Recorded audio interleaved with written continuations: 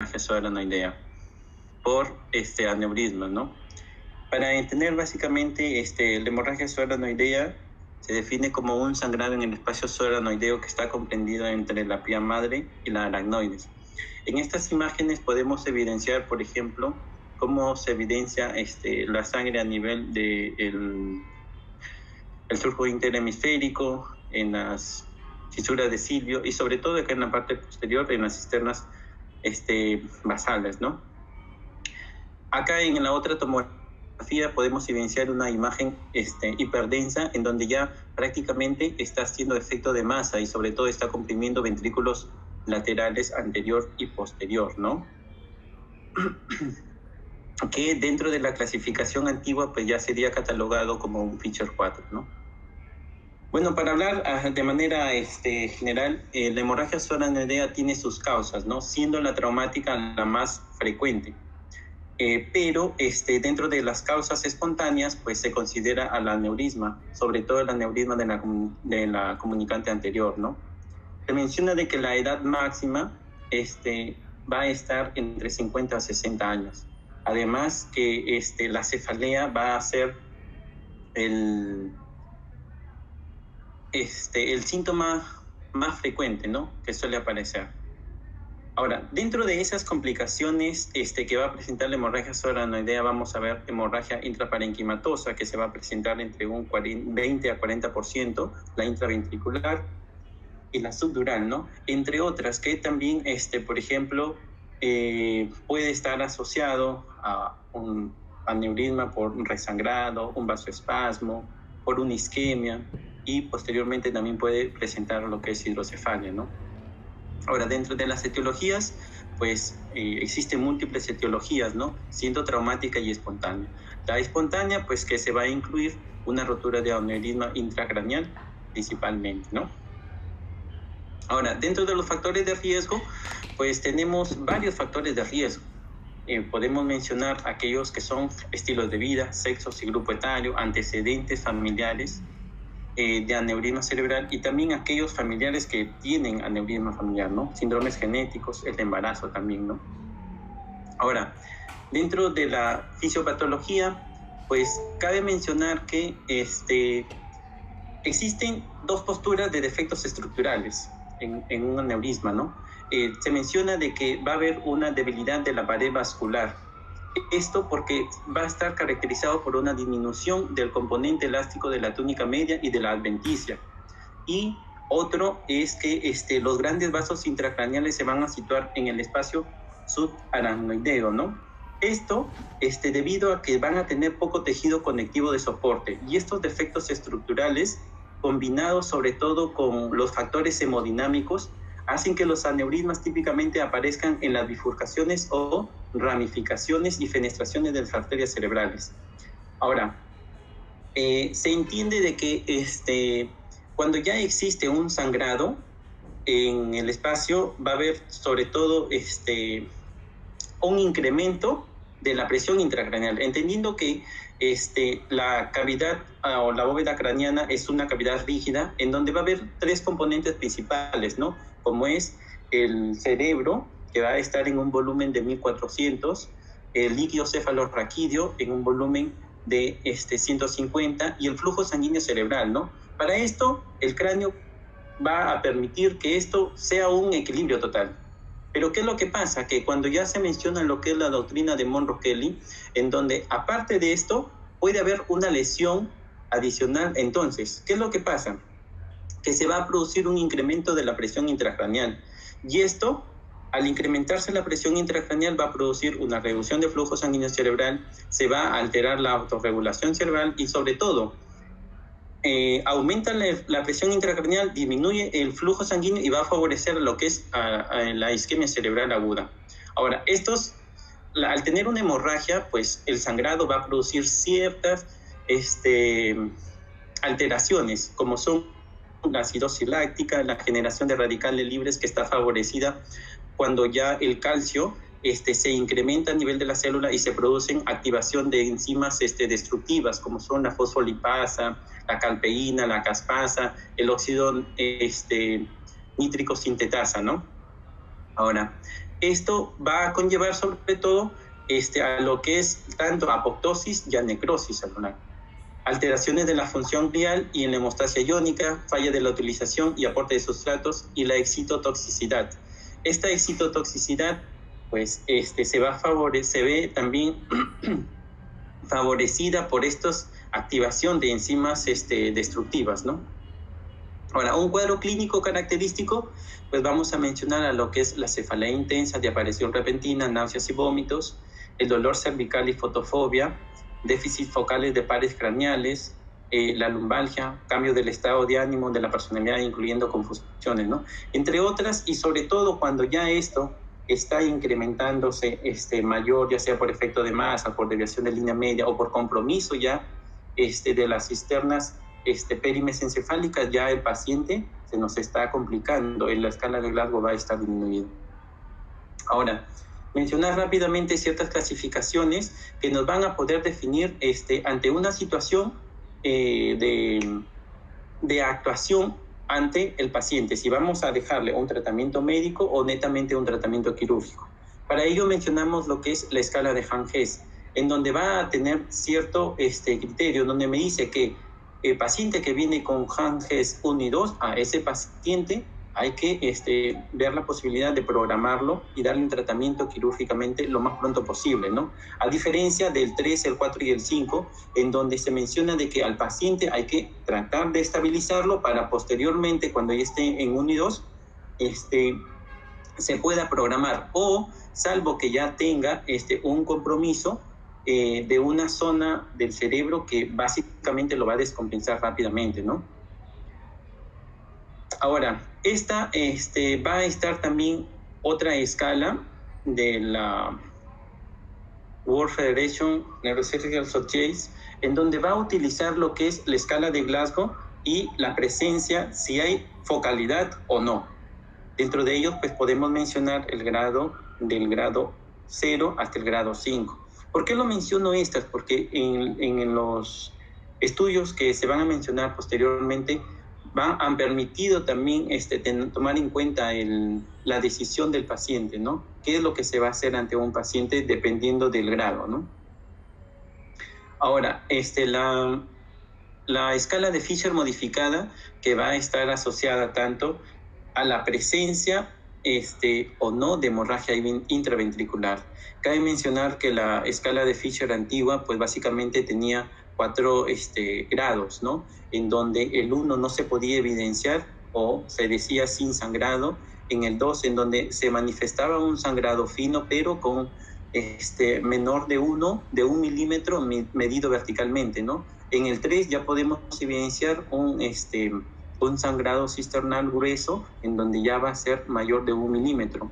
Y cuando ya hablamos del grado 4, pues estamos ante sangrado a nivel ventricular y también una masa parenquimal o esa evidencia, ¿no? Acá un poquito es distinto, ¿no? Porque ya hablamos de una hemorragia subaracnoidea, tanto focal, fina, o focal, difusa o pureza, con o no presencia de hemorragia interventricular. Ahora, mencionamos pues acá en este artículo predictores de derivación ventrículo-peritoneal tras una hemorragia subaracnoidea tratada con drenaje ventricular externo.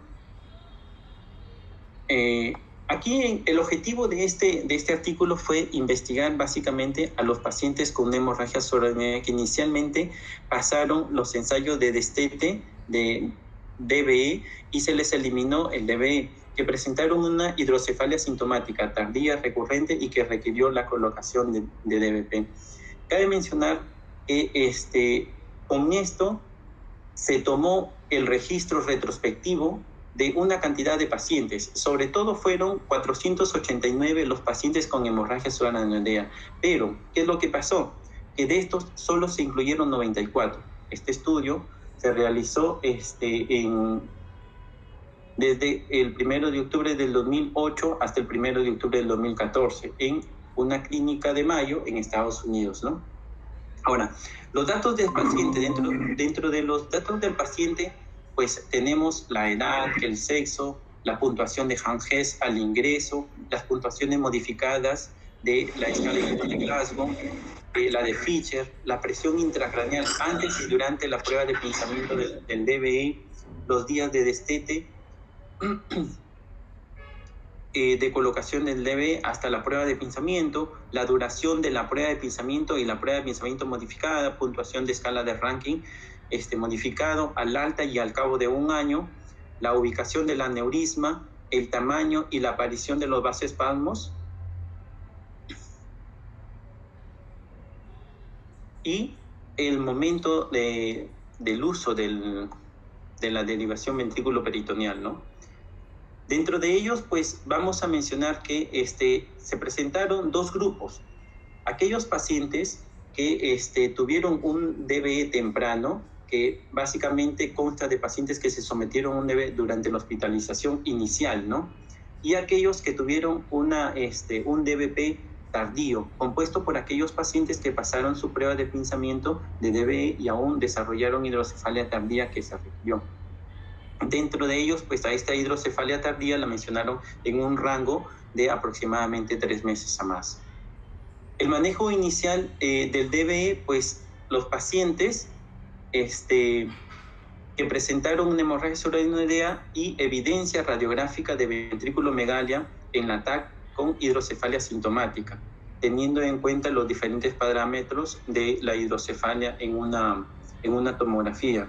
Cabe mencionar que los signos tomográficos se podrían evidenciar como un desplazamiento de la línea media, borramiento de los surcos cerebrales, obliteración con casi completa o parcial de las cisternas perimesencefálicas, también un aumento de la envoltura del nervio óptico mayor de 6 milímetros y adicionalmente el signo de una hipertensión intracraneal crónica como es el signo de la huella digital, ¿no?, en la calota interna. Ahora, para esto también en este estudio se mencionaron ciertos protocolos de destete del DBE, en donde se definió como un desafío suficiente del sistema del DBE de 2 a 20 milímetros de mercurio o alrededor de 5 milímetros por día, hasta que finalmente se cierre el drenaje y se monitoree la presión, por lo general no antes de los 7 días posteriores a la hemorragia subaracnoidea. El monitoreo básicamente fue estricto. ¿Por qué? Porque el paciente al generar el destete o el cierre del DBE, el paciente podía tener una descompensación, sobre todo cuando la PIC está mayor de 20 milímetros de mercurio o por 5 minutos, por más de 5 minutos, ¿no?, que ya estaríamos ante un criterio de hidrocefalia, ¿no? Ahora, en este estudio mencionaron dos pruebas de pinzamiento, la prueba de pinzamiento de DBE exitosa y sin éxito. Ahora, la definición, pues básicamente aquella exitosa en donde la ausencia de deterioro neurológico durante la prueba de pinzamiento y la tomografía cerebral estable después de 24 horas.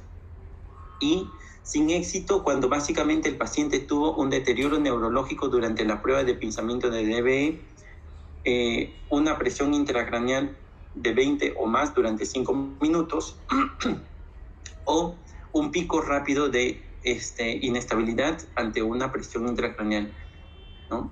Como por ejemplo de 40 a 60 o a más, en donde básicamente la presión intracraneal va a tener ciertos parámetros, ¿no? Se menciona de que un parámetro de una presión intracraneal leve se mencionaba de 20 a 30, moderada de 30 a 40 y a partir de 40 ya se le consideraba como una PIC grave, ¿no?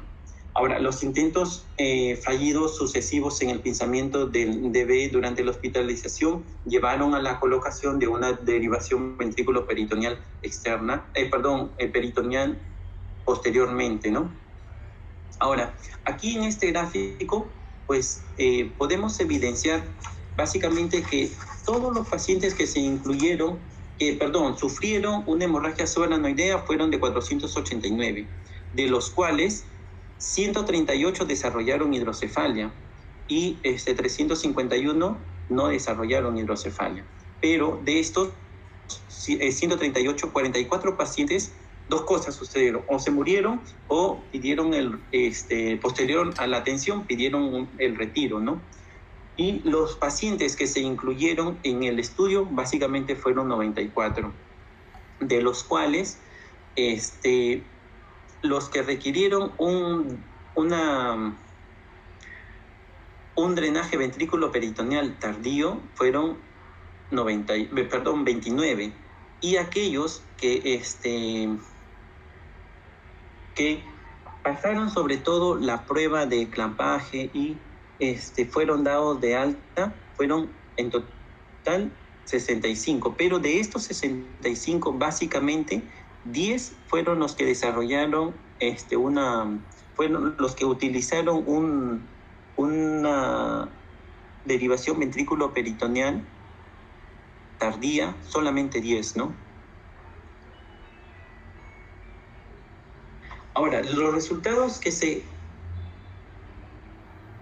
presentaron, se comparó la necesidad de derivación temprana, tardía, y aquellos que no requirieron ninguna derivación, ¿no?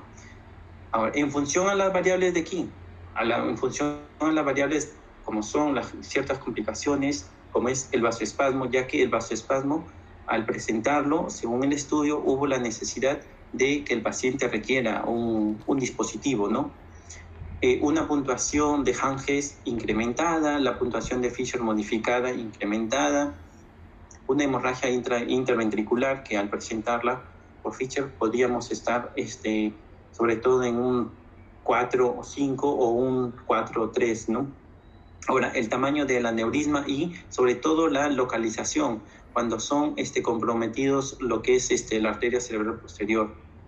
El número de intentos fallidos de pinzamiento, en donde mencionaban de que básicamente 2 a más fallidos, pues ese paciente va a tener el riesgo de una derivación ventrículo-peritoneal. La duración del ensayo del pinzamiento, el resultado de un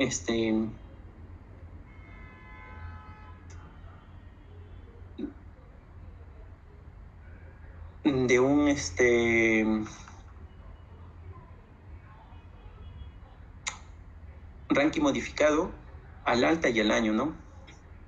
Ahora, dentro de ellos, pues, cabe mencionar que este ranking modificado, pues, tiene sus ciertas características, ¿no? Que vamos a tener en un grado de 0 a 5. 0, pues, donde va a haber una ausencia de síntomas. 1, síntomas menores que no interfieren con el modo de vida. 2, limitación menor que afecta al modo de vida, pero que no lo limita la capacidad de independencia. 3, limitación moderada que limita en forma importante el modo de vida y que impide una vida independiente. 4, limitación suficiente e importante que impide la vida independiente aunque no requiere atención continua. Y 5, pues una limitación grave, ¿no? Ahora, también a estos pacientes se les hizo un cierto seguimiento, ¿no? Aquellos en el grupo en donde requirieron un drenaje ventrículo-peritoneal temprano y aquellos que requirieron un drenaje ventrículo-peritoneal tardío, ¿no? Dentro de ellos, pues se menciona de que básicamente 23 de estos pacientes en el primer grupo se hizo un seguimiento de 12 meses, 15 que estuvieron disponibles hasta los 24 meses y el tiempo promedio fue básicamente de 32.7 meses. En el grupo que requirió una derivación ventrículo-peritoneal tardía, pues se menciona de que 7 pacientes a los 12 meses, solo 6 pacientes a los 24 meses, y el tiempo que se le hizo de seguimiento fue básicamente de 39.6 meses, ¿no? Ahora, ahí tenemos ciertas características, comparaciones de la población, aquella que requirió un drenaje ventrículo-peritoneal tardío y aquellas que no requirieron ningún tipo de drenaje ventrículo-peritoneal, ¿no? Tenemos características que van desde el sexo, la edad, la ubicación del aneurisma, el diámetro del aneurisma, ¿no? Y algunas complicaciones como es el vasoespasmo y la escala de ranking modificada, ¿no? Aquella que se dio básicamente al alta y al año. Ahora, también vamos a tener ciertas comparaciones poblacionales en aquellos pacientes que requirieron un drenaje ventriculoperitoneal temprano y un drenaje ventriculoperitoneal tardío. Dentro de ellos, la edad, el sexo, la ubicación del aneurisma, el diámetro del aneurisma, la escala de Glasgow,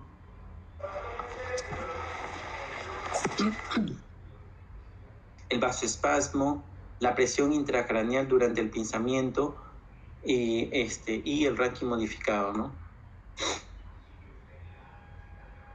Ahora, aquí tenemos en esta gráfica, pues se menciona básicamente en la gráfica 1, compara los pacientes con derivación ventrículo-peritoneal retardada y pacientes que pasaron la prueba de pinzamiento, ¿no? Y se menciona de que no requirieron una derivación ventrículo-peritoneal, y tampoco hubo una diferencia significativa a los 2 años, dado que podemos ver, tenemos aquellos que no requirieron, a los 2 años es casi independiente, ¿no? A diferencia de esta gráfica en donde sí vamos a ver que a los 2 años, pues estos pacientes tuvieron que tener una derivación ventrículo-peritoneal temprana, ¿no? Ahora, dentro de la discusión, pues, este estudio sugiere que después de una hemorragia solenoidea inicial con colocación de DBE y extracción exitosa, su conjunto de pacientes puede estar en riesgo de hidrocefalia tardía, tomando en cuenta que el tiempo promedio es básicamente de 3 a más meses. Ahora, este es un ejemplo claro en donde vamos a evidenciar básicamente que mi paciente llega, es una tomografía del mismo paciente, ¿no?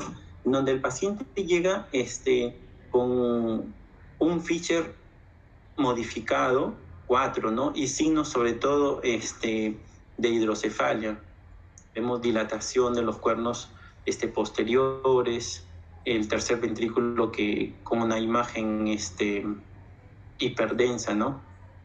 Ahora, en la imagen B ya vamos a ver al paciente que ya se le retiró el DBE, ¿no? Y en la imagen C, básicamente, según el estudio, mencionan que un aproximado de 36 días después del alta, el paciente con la misma tomografía se evidenció esto, donde ya prácticamente el tercer ventrículo está dilatado, un edema transeptentimario y dilatación de los ventrículos laterales, ¿no? Y en la imagen D, que es del mismo paciente, ya se puede evidenciar que todo esto se soluciona con un DBP, ¿no? Dentro de las conclusiones que llegamos en este estudio es que los pacientes con una hemorragia solenoidea que fallaron en su prueba inicial o posterior al pinzamiento de DB parecían tener un mayor riesgo de desarrollo de hidrocefalia tardía que requeriría de un DBP, ¿no? Y la mayoría de los pacientes que presentaron hidrocefalia tardía también sufrieron vasoespasmo sintomático. Cabe mencionar de que este vasoespasmo es una de las complicaciones que se puede evidenciar en los pacientes con una hemorragia solenoidea por aneurisma, en donde vamos a presentar, puede ser un vasoespasmo clínico o un vasoespasmo radiológico. Por eso la importancia de los controles tomográficos, ¿no? Una vez que se ha clipado el aneurisma. Ahora, tenemos otro artículo que son los predictores de hidrocefalia dependientes de derivación después de una hemorragia subarachnoidea por un aneurisma, ¿no? El objetivo de este trabajo fue identificar los factores clínicos y radiográficos asociados con la inserción de DBP después de una hemorragia solenoidea en los pacientes inscritos en el ensayo COSIN, ¿no? Esto, que fue un estudio que se dio en Canadá, tiene sus pros y sus contras, ¿no? Ya que la población básicamente que se inscribió en este estudio solamente fue la que se englobó nada más, ¿no? No hubo de otras poblaciones hospitalarias, ¿no? Ahora, los registros fueron unos registros prospectivos en aquellos pacientes inscritos en el ensayo de CONSCIUS, un ensayo prospectivo aleatorizado a doble ciego, que se realizó básicamente en enero del 2005 y marzo del 2006 en el Hospital de Toronto, Canadá. Los que fueron registrados pues fueron 413, ¿no? Ahora, vamos a tener ciertos datos de la población, como son su demografía, años, sexo, índice de masa corporal, entre otras, ¿no? Presión al ingreso, tamaño del aneurisma, que también lo incluyen, ubicación del aneurisma, grupo de tratamiento, drenaje lumbares, producción de LCR al día, ¿no? Vasoespasmo y la terapia de triple H en caso de que el paciente esté presentando esta complicación. Otras variables como son isquemia cerebral retardada, terapia de rescate, ventriculitis, meningitis, variables de imágenes. Dentro de ellos pues tenemos la puntuación de el IVH, la relación ventrículo-peritoneal, el puntaje HYDRA, que básicamente esta escala es poco usada, en donde mencionan de que se toma en cuenta puntaje al tener en cuenta 10 cisternas y 4 ventrículos, ¿no? El puntaje que puede ir de 0, 1, 2 o 3, ¿no? Que es una escala muy poco conocida. Ahora, dentro de ellos, pues también vamos a tener la escala de ranking modificado, ¿no? Ahora, dentro de ellos, mencionar lo siguiente, que van a existir ciertos factores predictores, como es el drenaje del líquido cefalorraquídeo y la inserción del DBE. Aquí se sostiene en este trabajo de que, básicamente, si el paciente presenta un volumen de más de 78 mililitros día, va a haber un mayor riesgo de que ese paciente, además de la inserción de un DBE, va a tener más riesgo de que probablemente desde un inicio tenga un dispositivo, ¿no? Para poder resolver la hidrocefalia. Ahora, aquí vamos a tener esta análisis de curva de ROC en donde fue en un porcentaje del 80%, en donde mencionan de que al tener un líquido cefalorraquídeo de 78 mililitros por día, va a proporcionar una sensibilidad de 81% y también una especificidad de 72%, ¿no? Y con esto va a predecir la inserción posterior de una derivación ventrículo-peritoneal. También se mencionó en estos estudios ciertas características, ¿no? Que van a predisponer, por ejemplo, ¿no? En este estudio realizado por Sorlich et al., básicamente el factor de riesgo para que el paciente pueda tener un dispositivo va a ser la hemorragia ventrículo-peritoneal, ¿no? Y así vamos a ver en estos estudios que van a tener en cuenta cierta característica o cierto factor que va a presentar el paciente, para decir, este paciente más adelante me puede desarrollar el riesgo de que sea usuario de una inserción de derivación ventrículo-peritoneal, ¿no? Ahora, dentro de la discusión, pues, se basaron en este estudio usando datos detallados de ensayos clínicos prospectivos. El análisis exploratorio encontró que la inserción de un DBE y un mayor volumen diario de drenaje de LCR o un DEP predijeron de forma independiente una hidrocefalia, independientemente de la derivación después de una hemorragia subaracnoidea. La conclusión de este trabajo fue de que básicamente la presencia de un DBE y el aumento de la producción diaria de líquido cefalorraquídeo por encima de 78 mililitros día parecen ser predictores de la posterior inserción de un DEP después de una hemorragia subaracnoidea. Estos hallazgos pueden ayudar a identificar a los pacientes con mayor riesgo de colocación de DEP e informar las decisiones de tratamiento y las expectativas del paciente. Ahora, tenemos otro estudio que se va a hablar, que viene a ser básicamente el puntaje CHES, que es una herramienta simple para lo que es la predicción temprana de una derivación dependiente después de una hemorragia subaracnoidea neurismática, ¿no? Este estudio se realizó básicamente en Germania, Alemania. El objetivo fue desarrollar una puntuación de riesgo para la identificación temprana de pacientes con dependencia de derivación después de una hemorragia subaracnoidea. La población, pues aquella población se usó registros retrospectivos, ¿no? Una población que fue con hemorragia subaracnoidea de 242 tratados en el hospital donde se realizó el estudio, y se realizó en enero de 2008 y diciembre de 2013. Los criterios de inclusión básicamente fueron el ingreso y tratamiento de aneurisma roto dentro de las 48 horas posteriores al evento hemorrágico, la supervivencia de los pacientes hasta la toma de decisión sobre la necesidad de colocación de una derivación.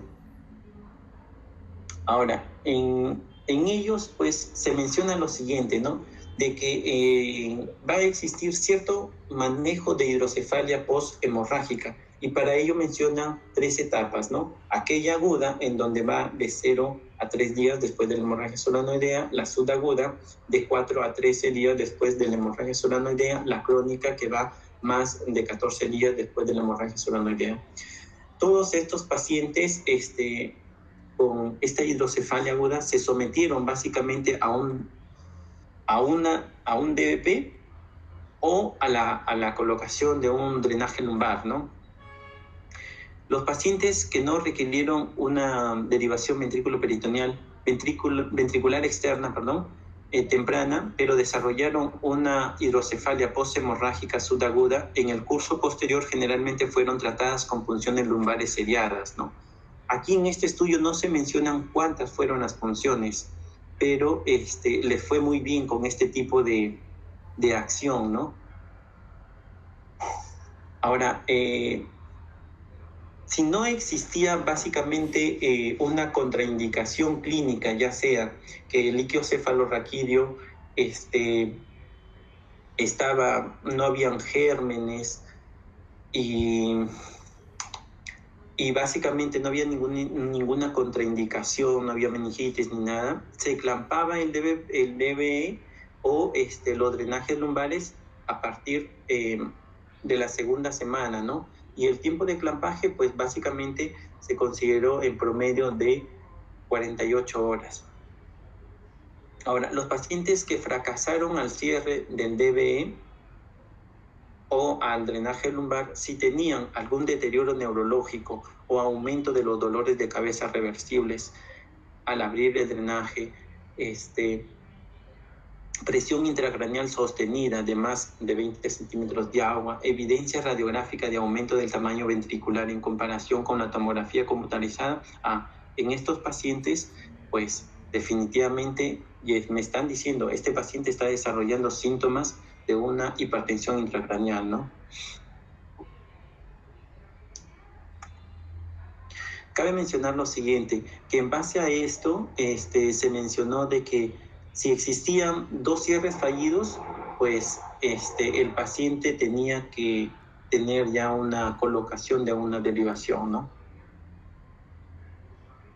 Ahora, la gestión de datos, pues la construcción de una puntuación de riesgo para la predicción temprana de la dependencia de la derivación utilizando parámetros clínicos fácilmente evaluados dentro de las 72 horas, que son aquellos que factores que se incluyeron para formar esta escala, ¿no? Ahora, de estos, pues se registraron 2 complicaciones en estos pacientes en las primeras 72 horas, como son la necesidad de una craneotomía descompresiva y la presencia de un nuevo infarto, ¿no? Los casos con hidrocefalia poshemorrágica crónica que requirieron derivación permanentemente del LSR se evaluaron durante todo el curso posterior a una hemorragia subaranoidea. Los resultados, pues, se mencionan de que 63 pacientes con hemorragia subaranoidea con una hidrocefalia poshemorrágica aguda se había realizado un DEP poco después del ingreso hospitalario. En el curso posterior a la hemorragia, 75 pacientes desarrollaron una hidrocefalia poshemorrágica crónica, ¿no?, que requirió la colocación de una derivación, y 4 de ellos no sufrieron hidrocefalia. Los pacientes que se sometieron a derivación en la mediana del día, aproximadamente 20 días después de una hemorragia, en su mayoría directamente después del cierre, sin éxito. En los 21 casos restantes, los pacientes podían retirarse inicialmente de la derivación externa del LSR, pero debían someterse a la colocación de una derivación más adelante. Vamos a tener ciertas características de estos pacientes. Como evidenciamos, el número de pacientes fueron 242, la edad, el sexo, ciertas escalas como el Hess, Fisher, la hemorragia intraventricular, la hemorragia intracerebral, aquellos que requirieron tratamiento, ¿no?, también se mencionan en estos pacientes. Ahora, se va a mencionar en realidad una lista de características de los pacientes, de las cuales de toda esta lista algunas van a ser para conformar lo que es el puntaje de esta escala Chess, ¿no? Dentro de ellos se incluyeron los principales, ¿no? El grado de Hess mayor o igual a 4 con un punto, la ubicación del aneurisma roto en la circulación posterior de un punto, la presencia de hemorragia intraventricular en la tomografía inicial, un punto, la evolución de la hidrocefalia poshemorrágica aguda, 4 puntos, el infarto cerebral temprano en la tomografía computarizada de seguimiento, también un punto, ¿no? El puntaje va a oscilar de 0 a 8, pues 0 se consideró aquellos pacientes que en realidad no presentaron ninguna de estas características, ¿no? Y 8, que es el puntaje máximo, ¿no? Ahora, el puntaje, pues, esta escala Chess se pudo calcular básicamente en 227 de los 242 pacientes tratados en el rango mencionado en este estudio, ¿no? Por lo tanto, el valor medio de la puntuación de riesgo fue de 4.2 puntos. 47 pacientes se presentaron sin ninguno de los factores de riesgo mencionados anteriormente y 6 pacientes obtuvieron el máximo posible puntaje, que es 8.